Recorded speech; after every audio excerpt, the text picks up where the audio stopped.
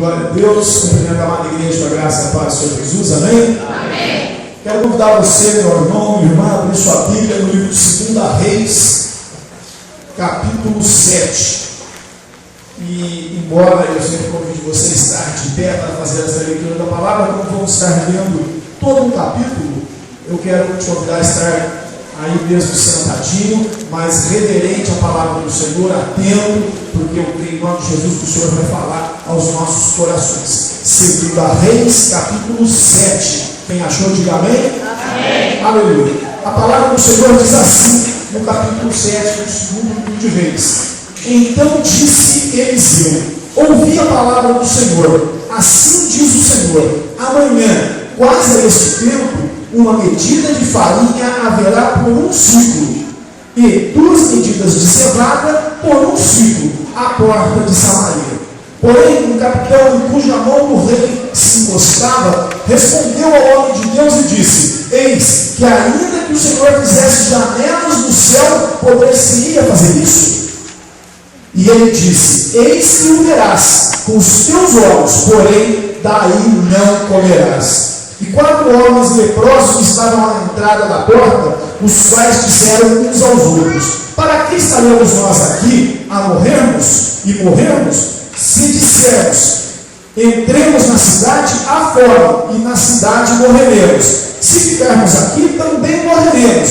Vamos nós, pois, agora, e temos conosco no arraial dos filhos. Se nos deixarem viver, viveremos. E se nos matarem, tão somente morreremos. E levantaram-se ao crepúsculo para irem ao arraial dos filhos. E chegando à entrada do arraial dos filhos, eis que não havia ali ninguém. Porque o Senhor fizera ouvir no arraial dos filhos ruído de carros e ruído de cavalos, como o ruído de um grande exército, de maneira que disseram uns aos outros: eis que o rei de Israel armou contra nós os reis dos heteus e o rei dos egípcios para virem contra nós. Pelo que se levantaram e fugiram no crepúsculo, e deixaram as suas tendas, os seus cavalos, os seus jumentos e o arraial como estava, e fugiram para salvar a sua vida. Chegando, pois, estes leprosos à entrada do arraial, entraram numa tenda, e comeram e beberam, e tomaram dali prata e ouro e vestes, e foram, e os esconderam. Então voltaram e entraram em outra tenda, e dali também tomaram alguma coisa, e a esconderam. Então disseram uns para os outros: não fazemos bem, este dia é dia de boas novas, e nos calamos, se esperarmos até a luz da manhã, algum mal nos sobrevirá. Pelo que agora vamos e o anunciemos à casa do rei. Vieram, pois, e bradaram aos porteiros da cidade e lhes anunciaram, dizendo: fomos ao arraial dos filhos, e eis que lá não havia ninguém, nem voz de homem, porém só os cavalos atados e os jumentos atados, e as tendas como estavam dantes. E chamaram os porteiros, e estes o anunciaram dentro da casa do rei. E o rei se levantou de noite e disse a seus servos: agora vos farei saber que é que os filhos nos fizeram. Bem sabem eles que estamos espalhados, estamos pelo que saíram do arraial e esconderam-se pelo campo, dizendo: quando saírem da cidade, então o tomaremos vivos e entraremos na cidade. Então um dos servos respondeu e disse: tomem-se, pois, 5 dos cavalos do resto que ficou aqui dentro, pois toda a multidão dos israelitas que ficaram aqui de resto terá a mesma sorte da multidão de israelitas que já pereceram. Enviemos e vejamos. Tomaram, pois, 2 cavalos de carro, e o rei os enviou após o exército dos sírios, dizendo: ide e vede. E foram após estes até o Jordão, e eis que todo o caminho estava cheio de vestes e de avivamentos, que os sírios, apressando-se, lançaram-se fora, e voltaram os mensageiros e o anunciaram ao rei. Então saiu o povo e saqueou o arraial dos sírios, e havia uma medida de farinha por um ciclo, e 2 medidas de cevada por um ciclo, conforme a palavra do Senhor. E puseram ao rei à porta o capitão em cuja mão se encostava, e o povo atropelou na porta, e ele morreu, como falara ao homem de Deus, o que falou quando o rei descer a ele. Porque assim sucedeu como o homem de Deus falara ao rei, dizendo: amanhã, quase a este tempo, haverá 2 medidas de cevada por um ciclo, e uma medida de farinha por um ciclo à porta de Samaria. E aquele capitão respondeu ao homem de Deus e disse: eis que ainda que o Senhor fizesse janelas no céu, poder-se-ia fazer conforme esta palavra? E o homem do poder de Deus dissera: eis que o verás com os teus olhos, porém daí não comerás. E assim sucedeu, porque o povo atropelou a porta e ele morreu. Vamos orar mais uma vez ao Senhor. Senhor nosso Deus, Paizinho querido, acabamos de ler tua palavra, Senhor, palavra tremenda, maravilhosa, que ela possa fazer morada no nosso coração, que nós possamos aprender com ela, papai, para não pecarmos mais contra ti, Senhor. Abençoa-nos nesta hora, no nome poderoso de Jesus. Aleluias, amém. Glória a Deus.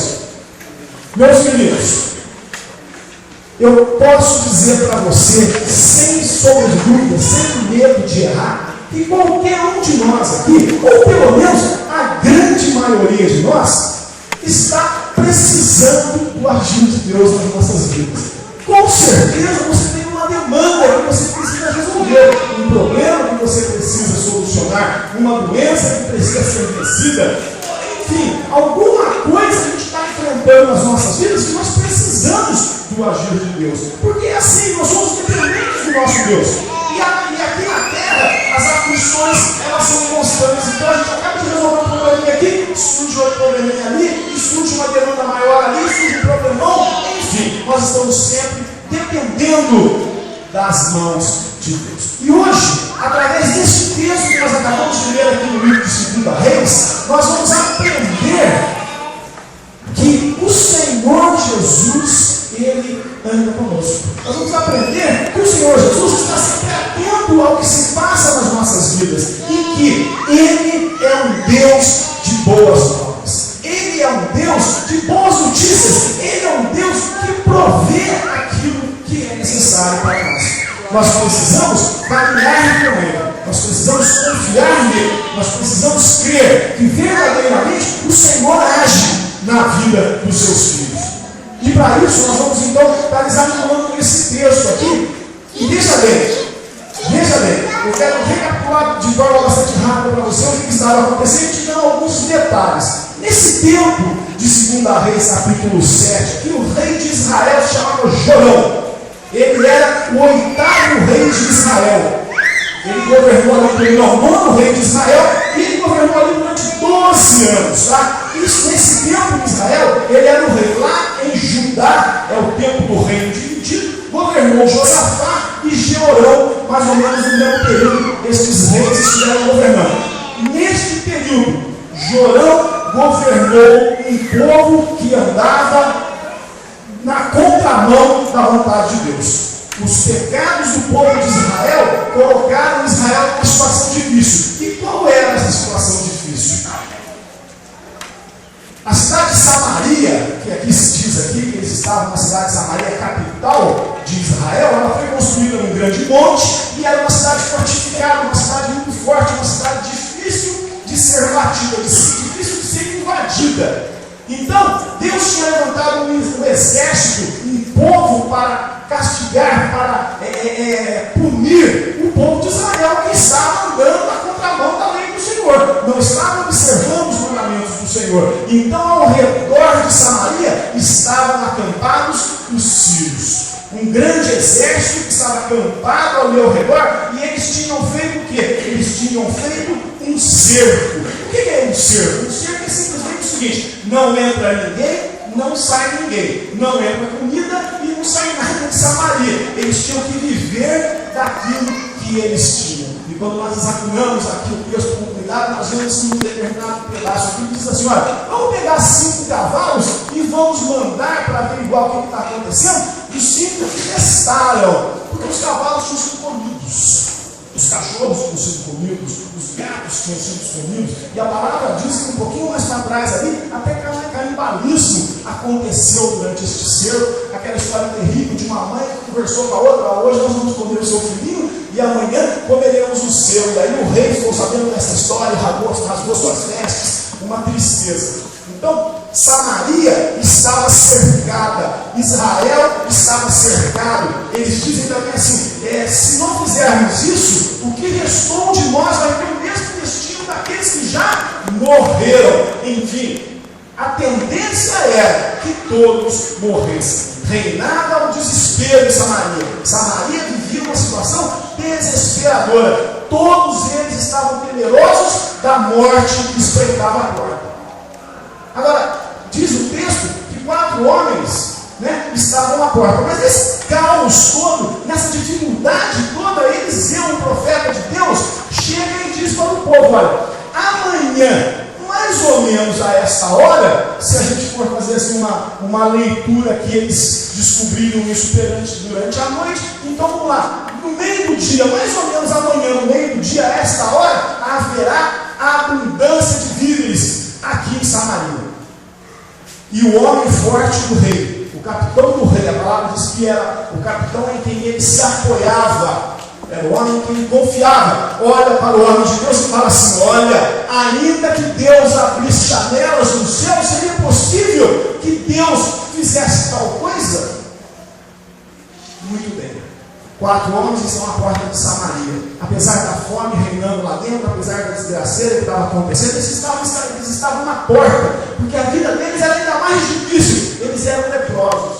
Eles não poderiam estar dentro de Samaria, porque a lei expressa lá por Moisés proibia que pessoas com problema de pele, eu estava até lendo um estudo aí que dizia que nem sempre a lepra é lepra, mas problemas de pele, qualquer coisa na pele que um judeu pudesse ver, era imundícia. E aqueles homens eram proibidos de viver dentro da cidade. Eles estavam às portas da cidade. Eles conversando entre eles dizem assim: bom, se a gente ficar aqui nós vamos morrer. Se a gente entrar, nós vamos morrer, porque lá dentro não tem comida. Eles não vão deixar a gente entrar, mas se nós entrarmos, vamos morrer de fome junto com eles. O que nós vamos fazer? Vamos ficar sentados aqui esperando a morte chegar? Não, vamos até o arraial dos sírios, vamos até o arraial dos inimigos.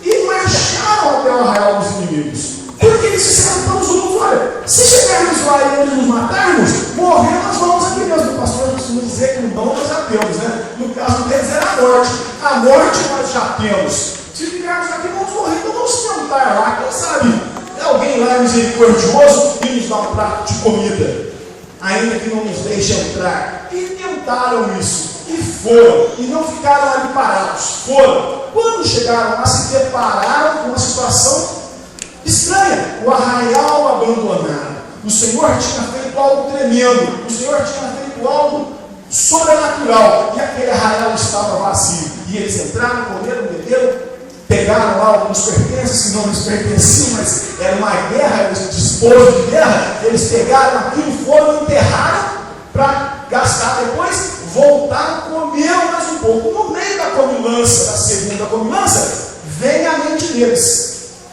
Eu creio que o Espírito de Deus falou no coração deles: puxa vida, os nossos irmãos, aqueles que não nos deixam entrar na cidade, estão morrendo de fome.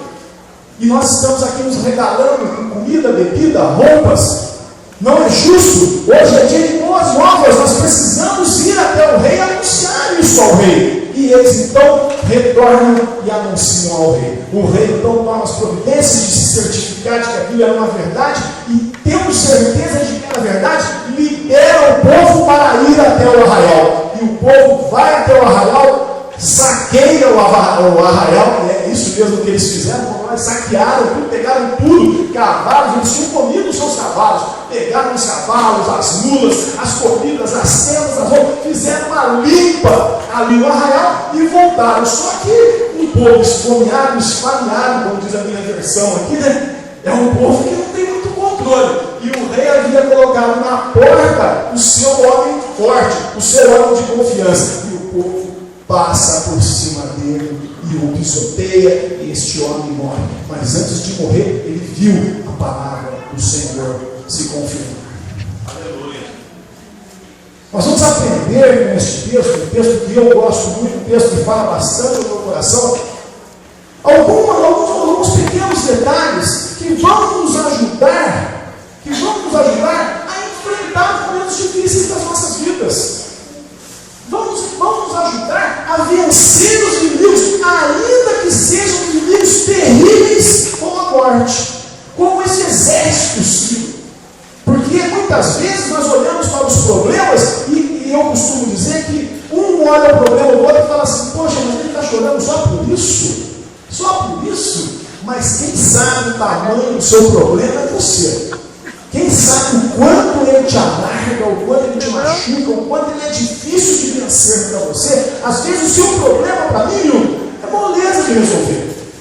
Eu louco, ainda mais não tem mania de resolver, né? Tem solução, disse minha mulher que tem solução para tudo, né? Que eu queria de não ser assim, não ficar dando solução antes da hora, né? E a solução virá, né? Com a oração e com a perseverança, enfim. O problema do outro é fácil de ser resolvido, porque o problema ele se levanta exatamente nas nossas fraquezas. As nossas fraquezas é que se transformam em problemas. E aí é difícil você vencer, porque você precisa se fortalecer, você precisa aprender, você precisa vencer obstáculos para conquistar a sua vitória. Mas em nome de Jesus, lendo este texto, aprendendo com este povo, com esta palavra, nós vamos aprender coisas importantes. Olha, e a primeira é tão simples, meus irmãos. É tão simples que é até uma repetição constante aqui na igreja. Todo pregador fala isso, a palavra fala isso constantemente. Se nós não aprendemos isso, é porque nós não estamos prestando atenção em isso. Nós precisamos aprender. Olha, a primeira coisa é aquilo que está expresso lá em Hebreus 11:6. Sem fé é impossível agradar a Deus. Sem fé é impossível agradar a Deus. Meus irmãos, neste texto aqui nós temos algumas demonstrações de falta de fé, mas a principal dela, a mais terrível, é daquele homem que era o braço direito, que era um homem forte do rei. Eles conheciam Eliseu. Eles sabiam que Eliseu era um profeta de Deus, que era um homem que era usado pelo Senhor. E aquele homem que era usado pelo Senhor vai lá e diz: olha, gente, vocês estão desesperados, vocês estão sofrendo, mas amanhã o Senhor vai trazer livramento. Amanhã o Senhor vai trazer livramento. E aquele homem até nos levando a pensar em Malaquias 3:10, né, que diz que se nós fizermos prova do nosso Deus, Ele abrirá janelas dos céus para derramar bênçãos sobre nós. Ele diz assim: olha, ainda que Deus abra as janelas do céu, seria possível acabar com esta fome? Meu irmão, muitas vezes o nosso problema fala isso para você, fala isso para mim. Meu, você acha que você vai conseguir vencer isso? Eu tenho 50 anos, não apareço porque Deus é bom. Não apareço porque Deus é bom, mas eu tenho 50 anos. Estou diante de um desafio. Começar de novo. Começar de novo. Voltar ao mercado de trabalho com 50 anos. Não é fácil. Não é fácil, mas eu tenho perseverado. Para ajudar, sabe o que aconteceu? Na saída do meu último emprego, houve uma mudança lá de sítio, essas coisas de banco, e não liberaram o nosso fundo de garantia. Não pude receber meu fundo de garantia. E aí, um irmão, é um irmão porque é muito irmão meu, ele não é crente. Ele conseguiu, descobriu um meio para nós conseguirmos retirar esse fundo de garantia. Eu corri ontem à prefeitura, as meninas lá do RH prontamente arrumaram minha carteira, arrumaram os papéis que faltavam. Eu fui ao banco e falei: agora eu vou pegar meu fundo de garantia. Armou, né? Meus queridos, eu cheguei lá, sabe o que aconteceu? O nome da minha mãe, do meu RG, e na minha carteira de motorista está errado. E eles não me liberaram o fundo de garantia de novo. Misericórdia, eu chorei. Aí tudo bem, mas eu falei assim: não, o pastor tem profetizado a bênção nas nossas vidas. E ele é o homem de Deus nas nossas vidas. Você crê nisso? Amém. Ele é o homem, o anjo do Senhor. A palavra de Deus se manifesta através da vida dele para nós também. E ele tem profetizado que o Senhor vai dar semente. Eu gosto dessa palavra. Aí eu não me dei por derrotado, não. Eu falei: não tem problema. Eu falei para cá: eu vou no Poupa Tempo amanhã e vou resolver esse problema do Poupa Tempo. Fui para o Poupa Tempo hoje de manhã. Chego no Poupa Tempo, aí a primeira notícia que eu tenho é que para ela: não, a menina falou assim, arruma a primeira carteira de motorista que é mais fácil. Eu falei: tá bom. Peguei os documentos, entrei na polícia, esperei a senha, aquela coisa, tudo. Quando chegou a minha vez, ela falou para mim assim: olha, meu querido, só que é o seguinte, a sua mãe chama Elza de Campos Rosa, e aqui está Elza de Campos. Rosa tem 4 letras, e aí tem um espaço para 5 letras, eu só posso arrumar 3.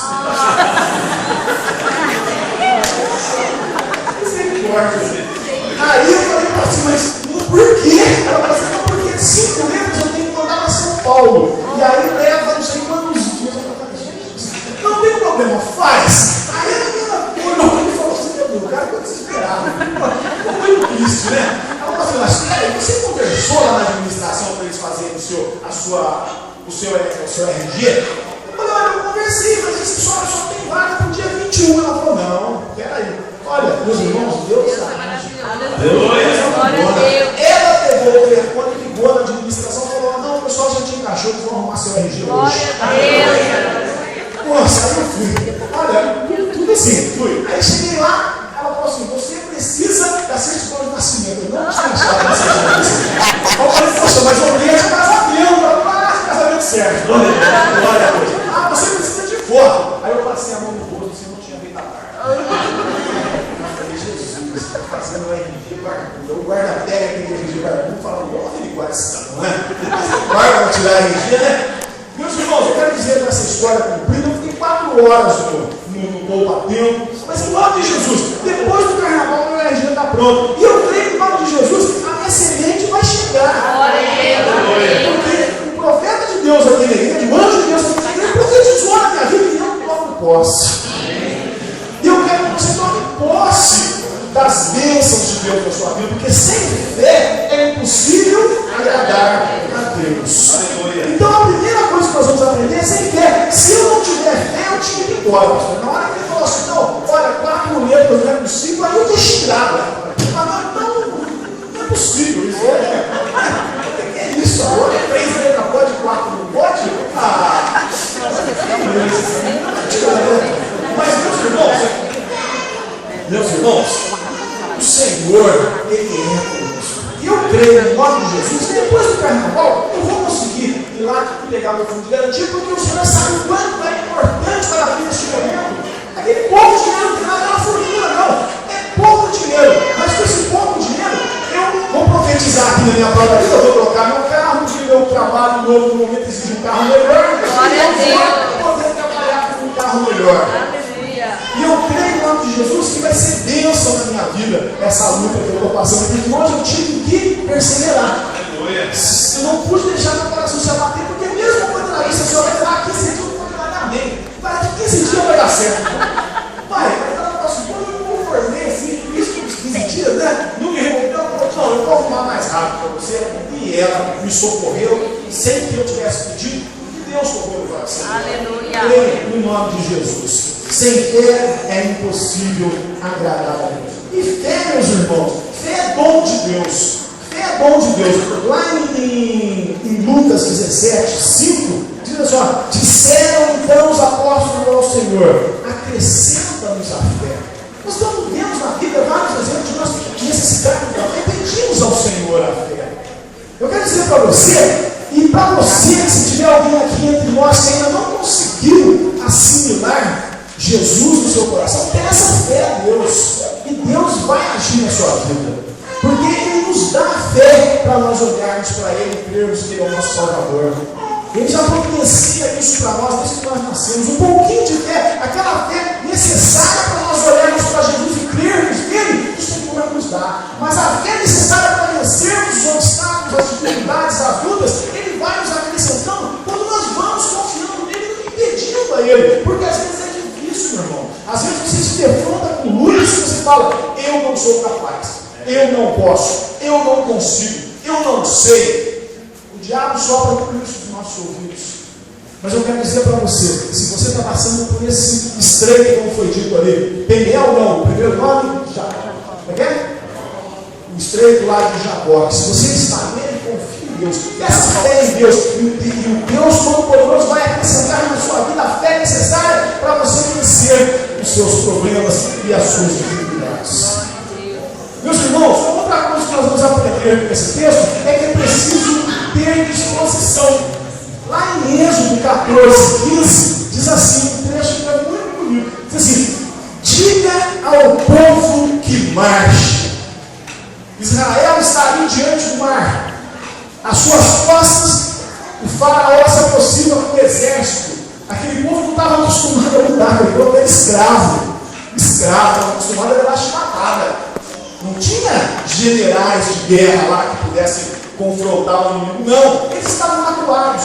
Então, aquele povo clama, aquele povo reclama e vai falar com Moisés, e Moisés vai falar com Deus. E Deus diz para ele: olha, diga ao povo que marche. Meu irmão, na hora da luta, você precisa fazer a sua parte.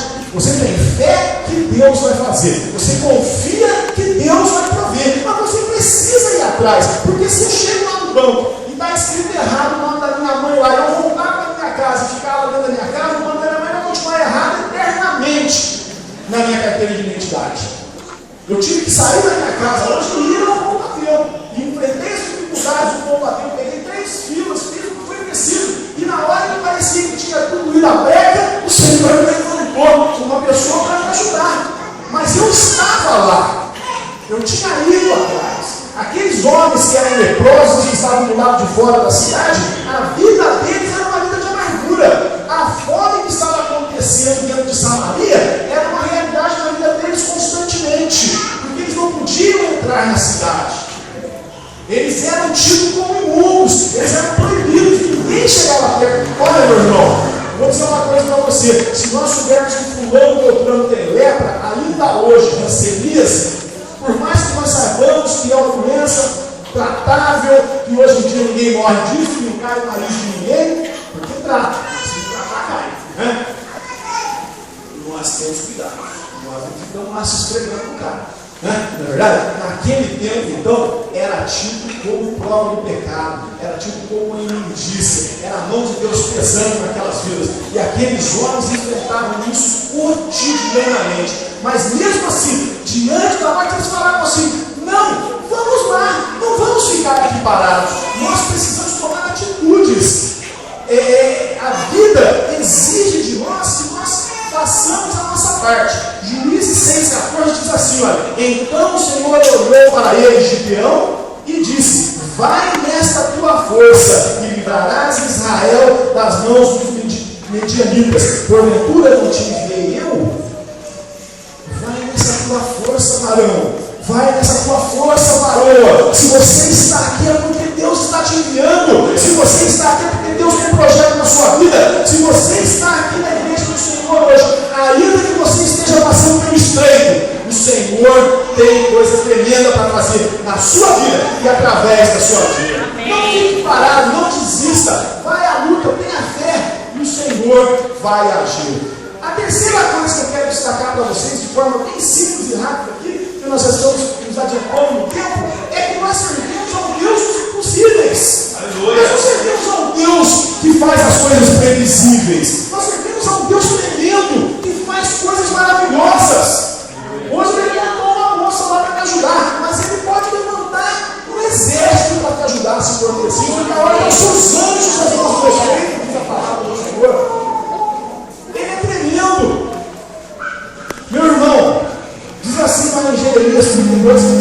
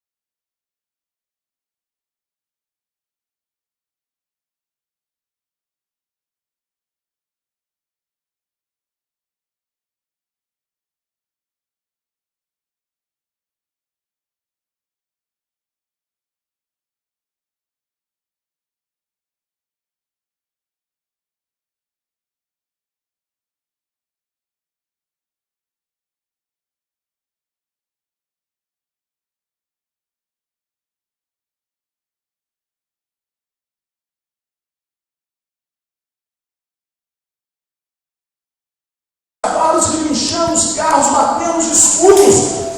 Eu fico imaginando qual era o barulho de um exército. Eles sabiam que um grande exército ao se aproximar, até o chão treme, porque são milhares de homens marchando, cavalos. E aqueles homens ouviram 4 homens marchando no som de um exército. Meus irmãos, movam-se, tenham fé, vão à luta. Parece que esse salmo aqui diz assim, ó, Salmo 34, Senhor dos exércitos, bem-aventurado o homem que em ti põe a tua confiança. Isaías 31:5 diz assim: olha, como as aves voam, assim o Senhor dos exércitos amparará Jerusalém. Ele a amparará e a livrará, e passando a salvará. Nós somos o Israel de Deus. Você é o Israel de Deus. Você é escolhido do Senhor. Glória a Deus. Se você crer verdadeiramente nisso, se você crer verdadeiramente que o Senhor é contigo, você vai ganhar o ânimo necessário para não ficar parado diante do seu problema. Você vai ter a fé necessária para enfrentar o seu problema. E as coisas maravilhosas de Deus vão se manifestar. Porque Ele é um Deus poderoso, é um Deus do sobrenatural. Nós somos naturais, por isso nós somos fracos. Ele é o Deus do sobrenatural. Assim como Ele fez parecer que um exército marchava, Ele vai fazer algo tremendo para resolver o teu problema. Você crê nisso? Você crê que o Senhor pode fazer algo tremendo? Você crê que o Senhor pode curar um tumor que hoje está matando alguém? Eu creio, meus irmãos. Eu creio que cada caso desse que aparece diante de mim, eu oro pela cura. Não oro para que ele fique saradinho, que ele vá sarar. Não, eu oro para que Deus vá lá e coloque a luz, arranque aquele tumor de lá. Porque ele tem poder para isso. Aleluia. Ele é o Deus que nos fez. E nos fez do nada. Para Ele transformar uma situação que para nós é impossível, é a mesma coisa que fazer nascer o sol todos os dias. E a dificuldade para Deus fazer o sol nascer todos os dias, qual foi o dia que o sol não nasceu? Ainda que você tenha 85 anos, 95 anos, 99 anos, 120 anos, qual foi o dia desses 120 anos que você não viu o sol nascer? E o sol se pôr e a noite chegar?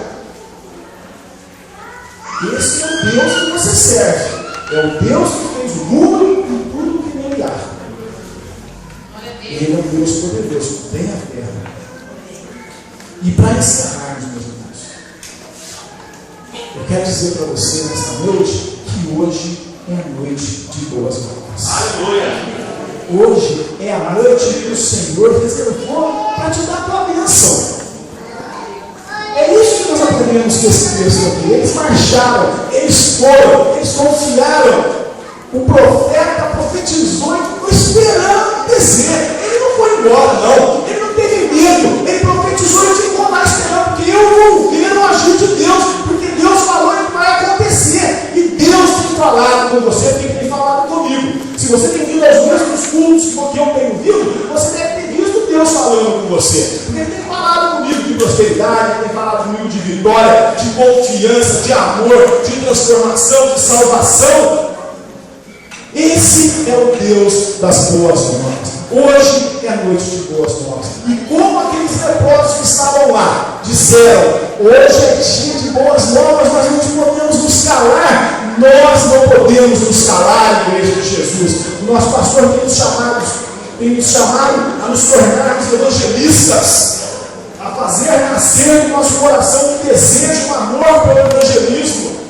As boas novas já foram anunciadas a você. A boa nova é o Evangelho, a boa nova é a salvação. A boa nova é que Jesus Cristo morreu por nós, para que nós só precisamos olhar para Ele e crermos.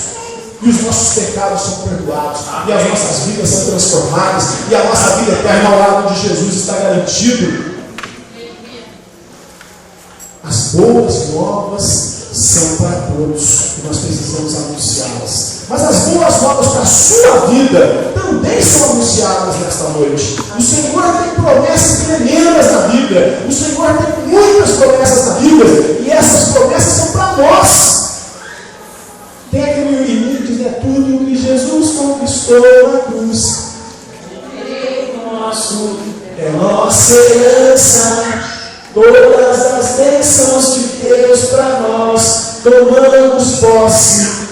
Nossa herança, glória a Deus, é a nossa herança. Jesus conquistou para mim e para você.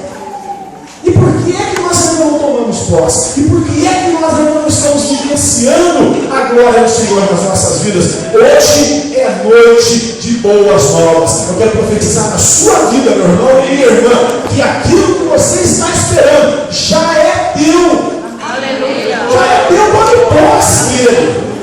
Tome posse da vitória. Porque em Jesus nós somos mais que vencedores. Então as enfrentamos são lutas, e nós sabemos que a vitória vai ser nos dada pelas mãos de Deus, pelas mãos do Senhor dos Exércitos, aquele que luta as nossas lutas. Eu creio que a vitória já foi dada por Jesus. Eu creio que estou passando por um momento difícil, um momento de luta, mas eu tenho lutado com fé. Eu tenho lutado com confiança. Eu tenho lutado crendo que o sobrenatural de Deus está comigo. E que Ele faz as coisas acontecerem. Eu creio muito na graça do Senhor. E quando eu saio da minha casa, eu olho e digo assim: papai, me dá graça, Senhor. Me dá graça para eu conversar com as pessoas gostarem de mim.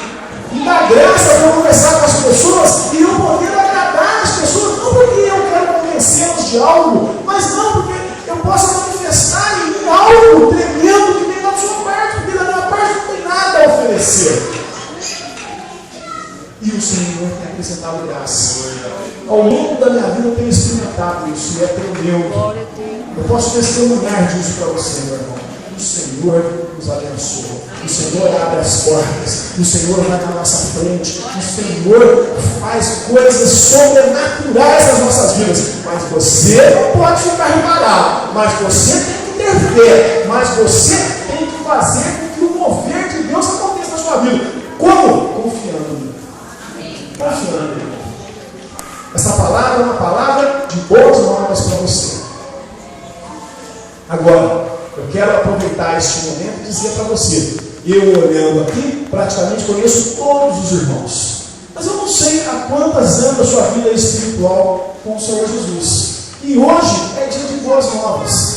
Então é o dia de você rever a sua vida espiritual, de você rever a sua vida com Deus. Se você ainda não entregou, se você ainda não declarou que Jesus é o seu Senhor, o seu único e suficiente Salvador, e que você crê nisso para a vida eterna, é o dia de você tomar essa decisão, meu irmão. Não deixe para depois. Essa é a boa nova. Jesus morreu e ressuscitou. E agora nós olhamos para Ele, para a cruz vazia, olhamos para Ele e somos salvos. E Ele faz coisas maravilhosas nas nossas vidas. Amém. Se você está distante dele, reaproxime-se. Volte para a casa de Deus. Volte para o seio do nosso Deus que é poderoso. E o sobrenatural dele vai voltar a agir na sua vida. Se você orar em línguas e não ora mais, ora ao Senhor. Volte a ter intimidade com o Senhor. E Ele vai voltar a se manifestar na sua vida de forma tremenda. Se você evangelizar e agora não evangeliza mais, pegue na mão do Senhor. E Ele vai te dar força. Tome atitude, meu irmão. Tome atitude. Tenha atitude na sua vida. E o Senhor vai fazer coisas tremendas. Agora, nós vamos encerrando a palavra. Eu quero dizer para você que nós vamos convidar você a vir aqui à frente. Vamos convidar você a vir aqui à frente para nós orarmos por você. E eu quero que você venha com a confiança de que o Senhor está entregando a tua bênção. Não venha te duvidando, não, venha confiando. Tem um desses pregadores televisivos, que eu não vou nem dizer o nome para não falar contra ninguém, mas ele falava, eu vou falar a favor, inclusive. Ele falava uma coisa que eu achava tremenda. Ele falava assim: olha, agora eu vou dizer para você, você que estava com aquela dor tremenda na perna, você vai dar um pulo agora. Agora, não vou falar para você, pula, você não duvida, você pula. Você pula, você crê, verdadeiramente você vai pular. Agora você fala assim: será que eu vou pular? Não, nem tenta, vai doer pra caramba. Nem tenta. Creia, venha ao altar do Senhor, crendo que a bênção do Senhor vai ser ministrada na sua vida através dos presbíteros, através da unção do seu pastor, que é o anjo de Deus. Tome posse da palavra de Deus que tem sido ministrada na sua vida. Tome posse. São as boas novas de Deus para você. E elas vão se verificar, elas vão acontecer, elas vão se tornar realidade na sua vida. Porque a palavra de Deus não volta vazia. A palavra de Deus, ela é tremenda, ela é poderosa, ela é para a nossa cura, ela é para a nossa transformação, ela é para a nossa libertação. Eu agradeço a oportunidade em nome de Jesus. Desafio você, venha ser ungido, venha receber a oração do Senhor. Não fique no seu banco. Vem, porque é noite de boas novas no tua vida. Aleluia.